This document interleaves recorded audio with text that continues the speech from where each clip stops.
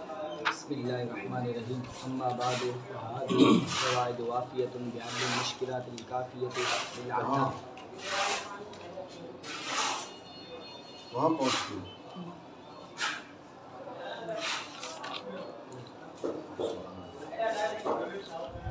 وہاں پہنچنے میں ہو سکتے ہیں ہم 2 ہفتے لگا دیں اور آپ جو آج میں بسم اللہ الرحمن الرحیم الحمد لولیہ والصلاة علی نبیہ وعلی آلہ واصحابہ المقربین بعذابہ. بسم اللہ الرحمن الرحیم. بسم اللہ شریف سے کتاب کی ابتدا اور اس کے بعد الحمدللہ. بسم اللہ کے بعد اللہ تعالیٰ کی حمد و ثنا. اس کی وجہ، اسباب، پھر اس پر اعتراض اور اس کا جواب، اس کے بارے میں ہماری گفتگو ہو چکی ہے. ٹھیک ہے، بولے نہیں جی صحیح. اب سمجھے کہ الحمد لولیہ، الحمد لولیہ یہ قضیہ موجبہ کلیہ. ٹھیک ہے، قضیہ کی جو معرفت ہے وہ موضوع اور محمول میں سے ہر ایک کی معرفت پر موقوف ہوتی ہے.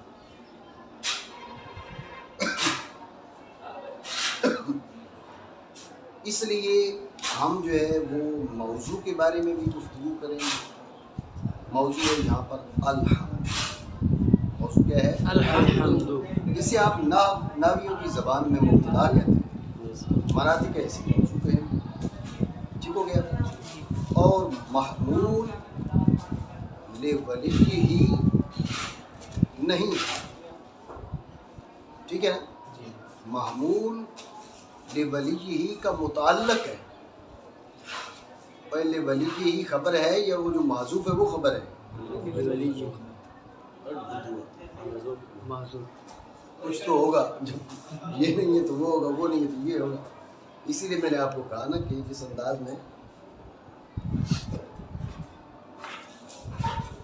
آپ بیٹھے ہیں یہ آپ کو اس میں فائدہ کم ہوگا. الحمد یہ موضوع ہے، لولیہ ہی محمول نہیں ہے بلکہ محمول کا متعلق ہے. جو محمول ہے وہ اس کا متعلق ہے، محذوف. سمجھ رہے بات کو؟ تو ہم موضوع کے بارے میں بھی گفتگو کریں گے اور محمول کے بارے میں بھی گفتگو کریں گے، محمول کے متعلق کے بارے میں بھی گفتگو کریں گے. جب یہ ساری بات ہو جائے گی تو اب الحمد لولیہ ہی کی جو مفہوم ہے اور مطلب ہے وہ ہمیں سمجھ میں آ جائے گا. بات سمجھے نہیں؟ دوبارہ سمجھیں بات توجہ سے. بسم اللہ اور اس کے بعد الحمدللہ. اب یہ ابتدا کیسی ہوئی، کیوں ہوئی، اس پر اعتراض جو اب یہ بات ہو چکی. ٹھیک ہے، اب گفتگو کریں گے ہم الحمد لولیہ کے بارے میں. الحمد لولیہ یہ قضیہ موجبہ کلیہ ہے. قضیہ کی معرفت موضوع اور معمول میں سے ہر ایک کی معرفت پر موقوف ہوتی ہے. موضوع ہے الحمد، محمول محذوف ہے جس کا متعلق ہے لولیہ ہی. آپ سمجھ رہے ہو؟ تو اب ہم موضوع کے بارے میں بھی گفتگو کریں گے اور معمول اور اس کے متعلق کے بارے میں بھی گفتگو کریں گے. جب یہ ساری گفتگو ہو جائے گی تو اب ہمیں الحمد لولیہ کا مفہوم کما حق وہ ہمارے ذہنوں میں حاصل ہو جائے گا. بات سمجھ رہے ہیں نہیں جی؟ سب سے پہلے آتے ہیں موضوع پر. موضوع کیا ہے؟ الحمد. موضوع کیا ہے؟ الحمد. الحمد. موضوع کیا ہے؟ الحمد. اب آپ دیکھیں کہ جو موضوع ہے یہ پھر مرکب ہے، ایسا نہیں ہے؟ ایک ال سے اور دوسرا حمد سے. جعفری وہ جو ہے نا، ایک یہ مرکب ہے ال سے اور دوسرا مرکب ہے یہ حمد سے. یہ 2 اجزاء ہیں اس کے. تو الحمد یہ مرکب ہے. مرکب کی معرفت اس کے ہر جز کی معرفت پر موقوف ہوتی ہے. لہٰذا الحمد کی جو معرفت ہے وہ ال اور حمد دونوں کی معرفت پر موقوف ہے، لہٰذا ہم دونوں کے بارے میں گفتگو کریں گے۔ ان دونوں کے بارے میں گفتگو کریں گے تو اس وقت ہم کو موضوع کی معرفت حاصل ہو جائے گی، پھر آگے ہمارا سلسلہ گفتگو لیبریگی کی جانے پڑے گا۔ لہٰذا اب ہم موضوع کے بارے میں گفتگو کرنے چلیں تو موضوع کے ہر جز کے بارے میں، موضوع کے 2 جز ہیں، ایک ال اور دوسرا حمد۔ بات آپ سمجھ رہے ہیں؟ یہ تمہیدی جملے ہیں، یہ تمہیدی جملے ہیں کہ اس کے بارے میں ہم بات کیوں کر رہے ہیں، اس کے بارے میں ہم بات کیوں کر رہے ہیں، اس کے بارے میں ہماری گفتگو کیوں ہے، جو ہے دوبارہ سمجھیں کہ اب ہماری گفتگو ہے موضوع کے بارے میں، الحمد کے بارے میں۔ دیکھیں گے کہ موضوع مفرد ہے یا مرکب ہے۔ ہم نے دیکھا کہ موضوع مرکب ہے، ال کے ساتھ اور حمد کے ساتھ، ال کے ساتھ اور حمد کے ساتھ۔ مرکب کی معرفت اس کے ہر جز کی معرفت پر موقوف ہوتی ہے، جب اس کے ہر جز کی معرفت حاصل ہو جاتی ہے تب مرکب کی معرفت حاصل ہو جاتی ہے۔ تو اب اس کے 2 جز ہیں، لہذا ہم ہر جز کے بارے میں گفتگو کریں گے، ال کے بارے میں بھی گفتگو کریں گے اور حمد کے بارے میں بھی گفتگو کریں گے۔ بات آئی آپ کے ذہن نہیں ہے؟ ٹھیک ہے، اب ہم آتے ہیں پہلے آئے ہیں موضوع پر، اب موضوع کی جزء اول پر، موضوع کے جزء اول پر، موضوع کی جزء اول کیا ہے؟ موضوع کی جزء اول کیا ہے؟ یار یہ بہت شور کرتے ہیں، کام نہیں کرتے، اتنا جتنی شور کرتے ہیں کام تو نہیں کرتے، کتنے لوگ ہیں، ٹھیک ہے اب کرنے دیں، شور تو کرنے دیں، کام نہیں کرتے، چھوڑ کرنے دیں، کوئی کام تو کریں نا بھائی، شاید شور کریں یا کام کریں، اب کام تو کرتے نہیں، سارا دن لگے رہتے ہیں اور شور بھی نہ کریں تو سارا دن ہی فارغ ہو گئے، اس سے کچھ کریں اور جو ہے آپ تو اب جزء اول ہے ال۔ اب ذہن میں رکھیں ال کی کئی قسمیں، میں ساری اقسام کی تفصیل میں نہیں جاؤں گا کیونکہ بات زیادہ لمبی ہوگی، اس لیے یہاں پر جو ال ہے وہ کون سا ہے اس کے بارے میں ہم جانتے ہیں۔ ذہن میں رکھنا یہ ال برائے جنس بھی ہو سکتا ہے اور برائے استغراق بھی ہو سکتا ہے، سمجھ بات کو؟ یہ ال برائے جنس بھی ہو سکتا ہے، برائے استغراق بھی ہو سکتا ہے، ٹھیک ہے؟ دونوں صورتوں میں معنی اور مطلب ایک ہی بنے گے، مطلب معال ایک بنے گا، ابتدائی طور پہ معنی بھلے مختلف ہو، ال بنے جنسی تو اب معنی کیا ہوں گے؟ معنی ہوں گے بھائی جنس سے حمد، ولی حمد کے لیے کیا معنی بنیں گے؟ جن سے حمد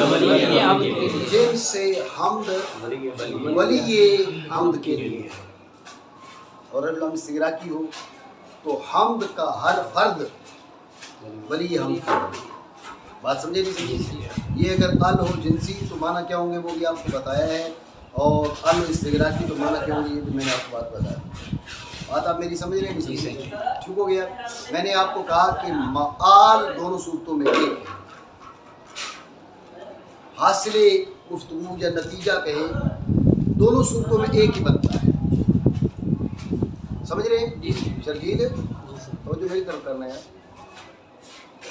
دونوں صورتوں میں معال ایک بنتا ہے، آپ یہ بات ضرور سمجھیں۔ بعض حضرات نے یہاں پر کہنا شروع کر دیے کہ یہ الف جنسی بنانا یہ معتزلہ کا کام ہے اور الف استغراقی بنانا یہ اہل سنت کا کام ہے، حالانکہ ایسی کوئی بات نہیں ہے، یہ بات نہیں۔ تو جنہوں نے یہ کہا کہ الف لام استغراقی اہل سنت بناتے ہیں اور الف جنسی معتزلہ بناتے ہیں، وہ یہ سمجھے کہ جو معتزلہ ہیں وہ تمام محامد کو للہ نہیں مانتے، تمام تعریفیں اللہ کے لیے نہیں مانتے، اس لیے الف جنسی بنا دیتے ہیں، چلو جنس حمد اللہ کے لیے، سمجھے بات کو؟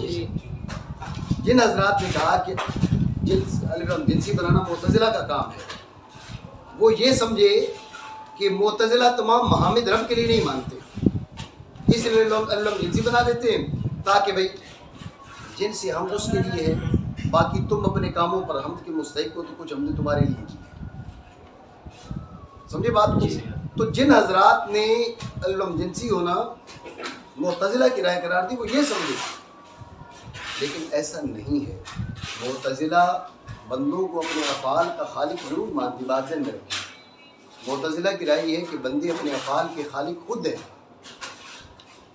اور ہماری رائے کہ خلقکم وما تعملون، رب نے تمہیں بھی بنایا ہے اور تمہارے اعمال کو دوسری نہیں بنایا۔ جو اہل سنت ہیں وہ کہتے ہیں بندوں کے اعمال اور افعال کا خالق رب ہے، جیسے بندوں کا خالق رب ہے، بندوں کے افعال کا خالق بھی رب ہے۔ کوئی سمجھ رہے ہو نا؟ رسپانس صحیح نہیں آ رہا۔ تو جیسے بندوں کا خالق رب ہے ایسے بندوں کے افعال کا خالق بھی رب ہے، یہ اہل سنت کی رائے ہے۔ معتزلہ کہتے ہیں بندوں کا خالق رب ہے، بندوں کے افعال کا خالق بندہ خود ہے۔ سمجھ رہے بات کو؟ تو اب لہٰذا یہ جس نے یہ کہا کہ علم جنسی ہونا، یہ معتزلہ کی رائے ہے، جس نے یہ کہا تو ان کا کہنا یہ ہے کہ چونکہ بندوں کو اپنے افعال کا خالق خود جو نا وہ معتزلہ کہتے ہیں بندے اپنے افعال کے خالق خود ہیں، تو لہٰذا بندے اپنے افعال پر حمد کے مستحق ہیں، تو کچھ حمد اللہ کے لیے کچھ حمد بندوں کے لیے، اس لیے لوگ استغراقی نہ بناؤ، استغراقی بنایا تو ساری حمد اللہ کی ہوگی۔ معتزلہ اس بات کو مانتے نہیں ہیں، اس لیے معتزلہ علم جنسی بناتے ہیں، بھائی جنس اس کے لیے، باقی کچھ فرد ہمارے لیے۔ بات سمجھے؟ یہ بعض حضرات نے یہ سمجھا اور یہ بیان کیا جو میں نے آپ کے سامنے بتایا، لیکن اس کا حقیقت سے کوئی تعلق نہیں، دو وجہ سے۔ ایک تو معتزلہ اس کے قائل نہیں، اس کے قائل ہیں کہ بندہ اپنے افعال کو خود خالق ہے، اس کے قائل ہیں، لیکن بندے کو اپنے افعال کا خالق مان کر بھی تمام تر حمد رب کے لیے مانتے ہیں، اس لیے کہ بندہ اپنے افعال کا خالق ہے لیکن قدرت رب نے دی ہے۔ سمجھ رہے ہو نا؟ اس لیے معتزلہ کہتے ہیں بندہ اپنے افعال کا خالق ہے لیکن حمدیں ساری رب کی۔ جب وہ حمدیں ساری رب کے لیے مانتے ہیں تو آپ یہ چیز اس کو ان کے ساتھ کیوں تھوپ رہے ہیں؟ نہیں سمجھے؟ ایک وجہ۔ دوسری وجہ یہ ہے الف لام استغراقی بناؤ یا الف لام جنسی بناؤ، دونوں کا معال تو ایک بنتا ہے۔ کیسے؟ الف لام استغراقی ساری حمد اللہ کے لیے، الف لام استغراقی تو مانا کیا؟ ساری حمدیں۔ الف لام جنسی بناؤ نا تو اب جنس حمد اللہ کے لیے، مانا کیا ہے؟ یہ لام جو ہے نا، یہ لام یہ اختصاص کا ہے، یہ بات سمجھو۔ جن سے حمد ہے رب کے ساتھ مختص، کیا؟ جن سے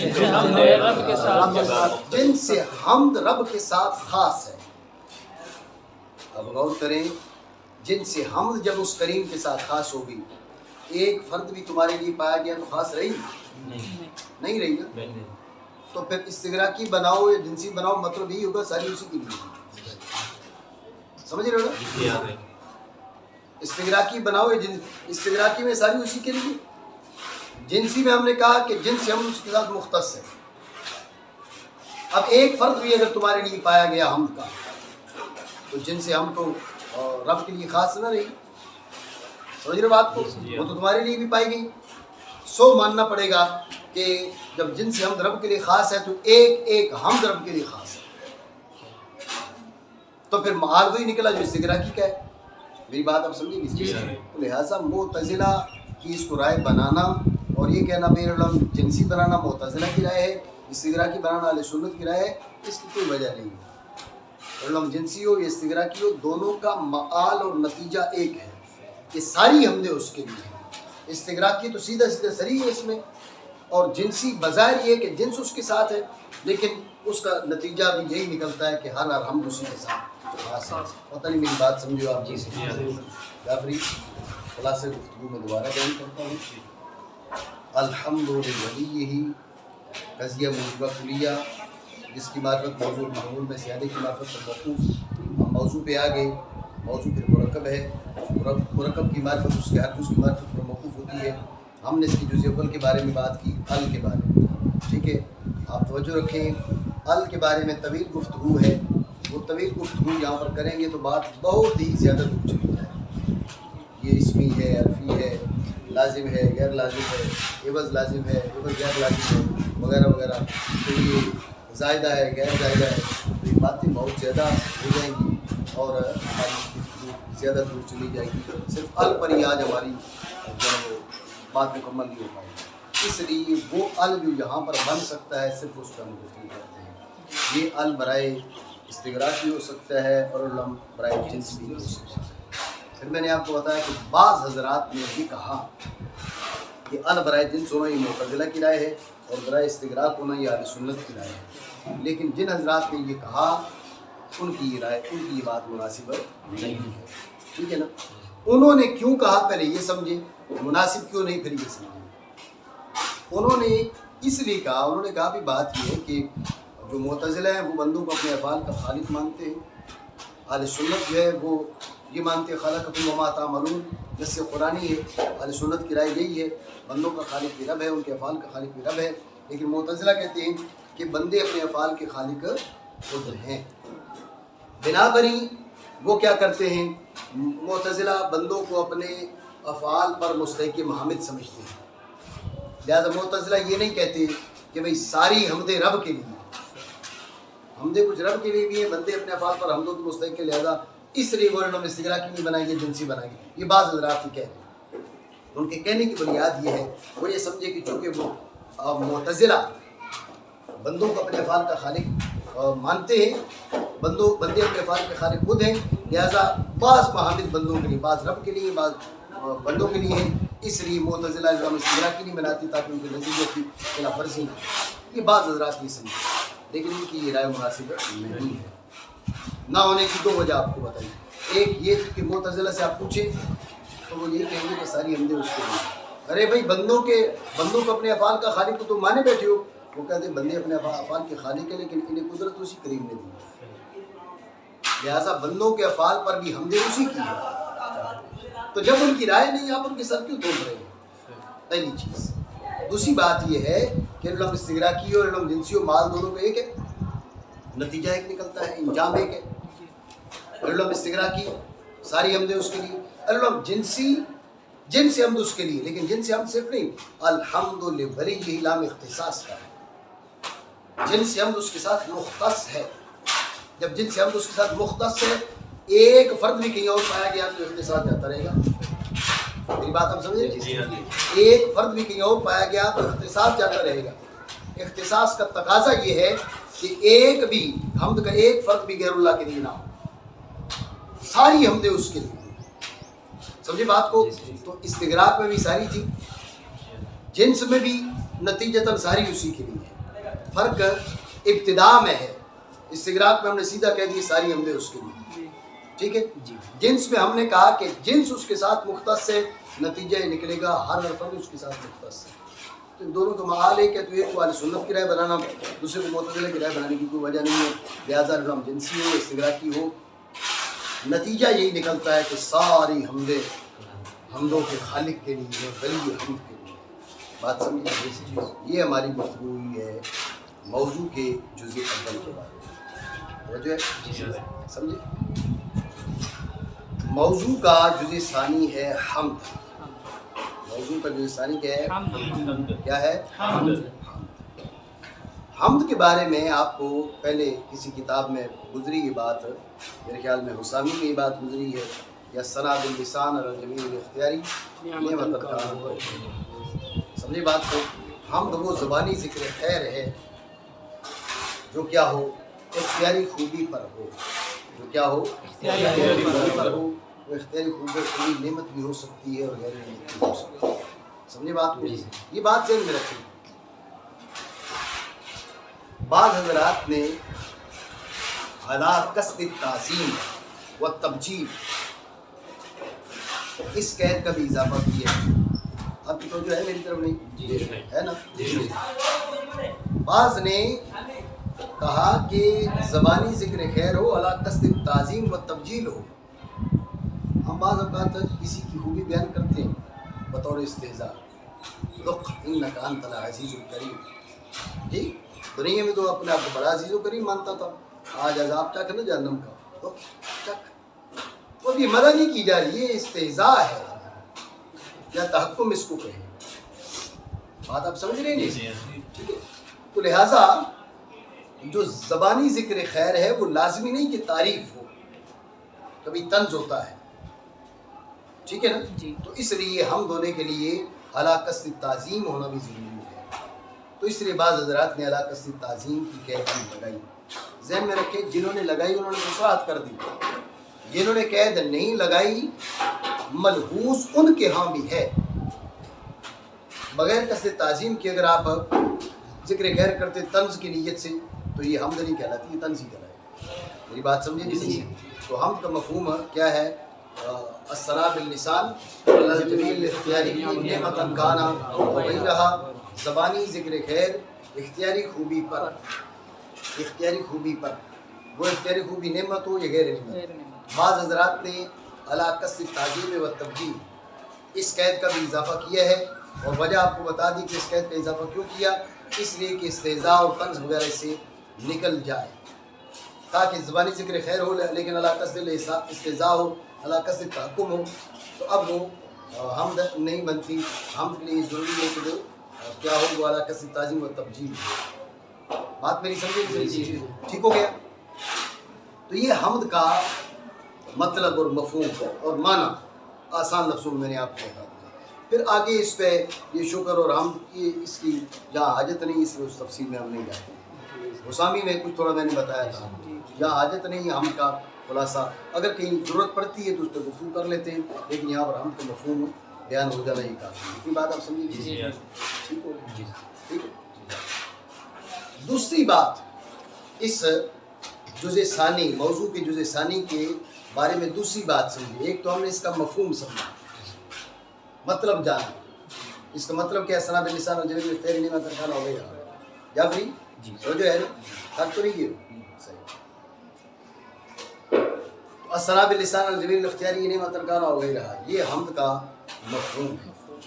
پھر آپ دیکھیں کہ حمد صیغہ مصدر کا ہے. کون سا صیغہ ہے؟ کون سا صیغہ ہے؟ مصدر.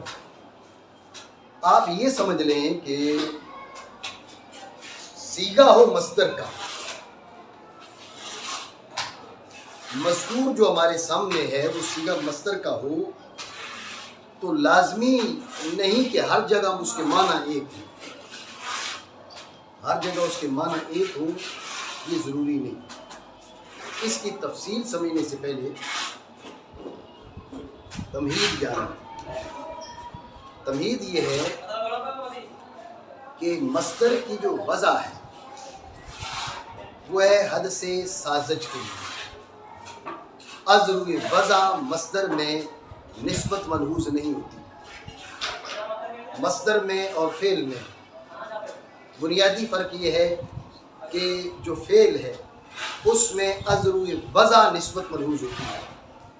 بات ذہن میں رکھیے، جو فعل ہے اس میں ازروی وضع نسبت ملحوظ ہوتی ہے. فعل کی دلالت بھی حدث پر ہوتی ہے، مصدر کی دلالت بھی حدث پر ہوتی ہے. بنیادی فرق یہ ہے کہ جو مصدر ہے ازروی وضع اس میں نسبت ملحوظ نہیں ہوتی، اور جو فعل ہے اس میں ازروی وضع نسبت ملحوظ ہوتی ہے. یہ بات آپ سمجھیں. پھر یہ جو مصدر جو موضوع ہے حد سے سازج کے لیے کبھی اس کی نسبت الی الفاعل ملحوظ ہوتی ہے. سمجھ رہے ہیں؟ کبھی نسبت الی متعلق غیر فاعل ملحوظ ہوتی ہے، اور کبھی سرے سے نسبت ملحوظ ہوتی ہی نہیں ہے، نہ الی فاعل نہ الی متعلق غیر فاعل. مصدر جس کی وضع حد سے سازج کے لیے ہے اگر اس میں نسبت ملحوظ ہو الی فاعل یہ مصدر معلوم ہے، مصدر مبنی للفاعل ہے. سمجھے؟ اگر اس میں نسبت ملحوظ ہو الی متعلق غیر فاعل اب یہ مصدر مجہول ہے، مصدر مبنی للمفعول ہے. سمجھ رہے بات کو؟ اور اگر کوئی بھی نسبت ملحوظ نہ ہو اسے قدر مشترک کا نام دیا جاتا ہے. کس کا نام دیا جاتا ہے؟ قدر مشترک. یہ ایک طویل آپ ذہن میں رکھیں. دوسری طویل کی طرف بات کریے. آپ سمجھ رہے نہیں؟ دھیان سے. حمد کا مفہوم کیا ہے اور مطلب کیا ہے یہ بات میں نے آپ کو بتا دی. حمد ہے یہاں پر مصدر کا صیغہ. اس سے مراد کیا ہے اس کی وضاحت سمجھنے سے پہلے चंद तमहीदों का जानना ज़रूरी है। पहली तमहीद ये है कि मस्दर की वज़ा हदस साजिश के लिए है और अज़्र वज़ा उसमें निस्बत मलहूज़ नहीं होती, बरखिलाफ फ़ेल के, फ़ेल में अज़्र वज़ा उसमें निस्बत मलहूज़ होती है। समझे? मस्दर की दलालत भी हदस पे है, फ़ेल की दलालत हदस पे है, लेकिन मस्दर अज़्र वज़ा उसमें निस्बत मलहूज़ होती ही नहीं, ना इला फ़ाइलिन ना इला मुतअल्लिकिन गैर फ़ाइलिन, निस्बत अज़्र वज़ा उसमें मलहूज़ नहीं होती, बरखिलाफ किसके? बरखिलाफ फ़ेल के। फ़ेल जो होता है उसमें अज़्र वज़ा निस्बत माखूज़ होती है। फिर ये जो मस्दर है इसकी बाज़ औक़ात निस्बत इला फ़ाइलिन मलहूज़ अज़्र वज़ा दाखिल नहीं है, अज़्र वज़ा निस्बत माखूज़ नहीं है उसके मफ़हूम में, हदस साजिश के लिए उसकी वज़ा की गई। ठीक हो गया? लेकिन फिर बाज़ औक़ात इसकी निस्बत इला फ़ाइलिन मलहूज़ होती है, बाज़ औक़ात इसकी निस्बत इला मुतअल्लिकिन गैर फ़ाइलिन, मुतअल्लिकिन गैर फ़ाइल इसलिए कहा कि मफ़ूल कहना ज़रूरी नहीं है, वो मफ़ूल की तरफ उसकी निस्बत मलहूज़ होगी तो जब हम उसे मबनी मफ़ूल कहेंगे या मस्दर मजरूर कहेंगे, ये बात नहीं है। ज़र्फ़ है और कई मुतल्लिकात हैं, किसी और मुतल्लिक की जानिब उसकी निस्बत मलहूज़ हो, जब भी उसे मस्दर मजरूर कहेंगे और मबनी मफ़ूल कहेंगे। समझ रहे हो ना बात? इसलिए क्या कहा कि कभी निस्बत इला फ़ाइल मलहूज़ होती है, कभी निस्बत इला मुतअल्लिकिन गैर फ़ाइल मलहूज़ होती है, और कभी कोई निस्बत मलहूज़ नहीं होती।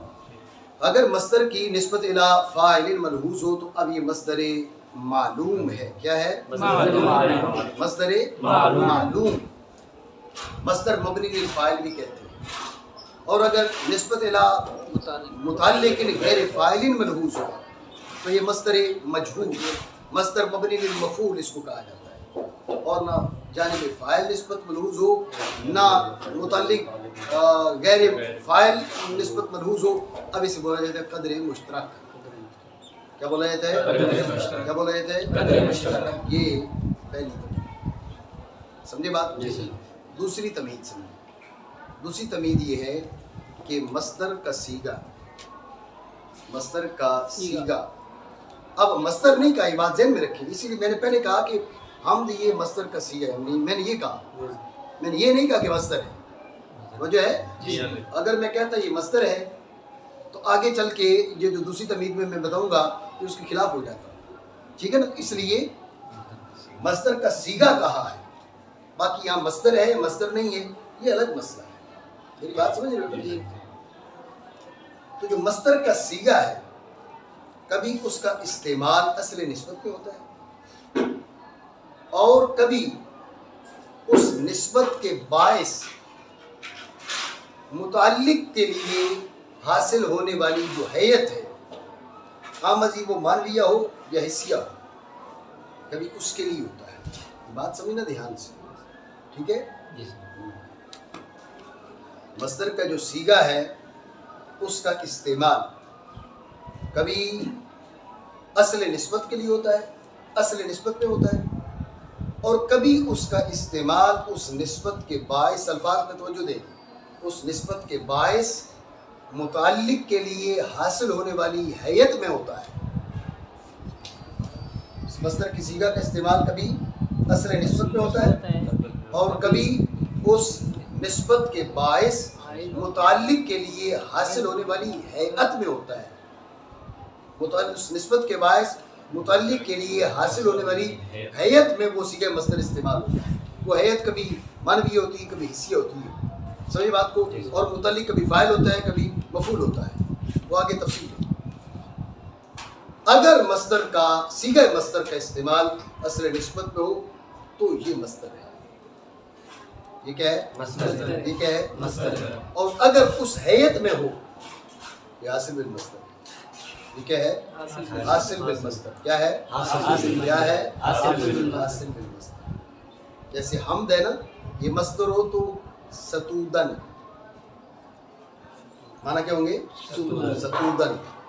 और हासिल बिल मस्दर हो तो सताइश, माना क्या होंगे? सताइश। मस्दर हो तो सतूदन, ठीक है? اور حاصل بالمصدر ہو تو ستائش. سمجھ رہے ہو نہیں سمجھ رہے؟ کسی نے کہا دھیان رکھو گے تو سمجھ جائے گا. ٹھیک ہے نا؟ یہ کس کا موبائل ہے جی؟ وہ بکر کا ہے.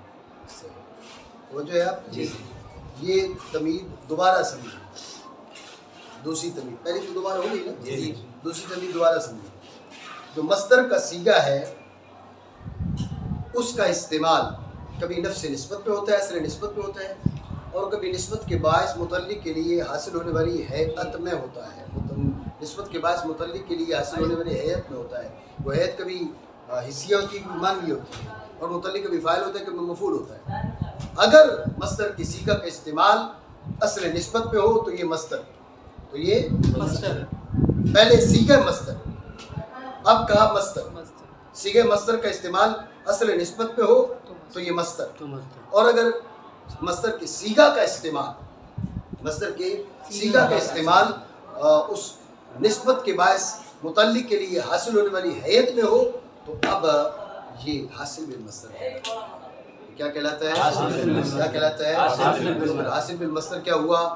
حاصل بالمصدر یہ ہے کہ وہ ہیئت جو نسبت کے باعث متعلق کو حاصل ہو، ہاں مزید وہ ہیئت حصیہ ہو یا وہ ہیئت معنویہ ہو، ہاں مزید وہ فاعل کے لیے ہو یا مفعول کے لیے ہو. اس ہیئت حاصلہ کے لیے جب مصدر کا صیغہ استعمال ہوتا ہے تو اس کو حاصل بالمصدر بولتے ہیں.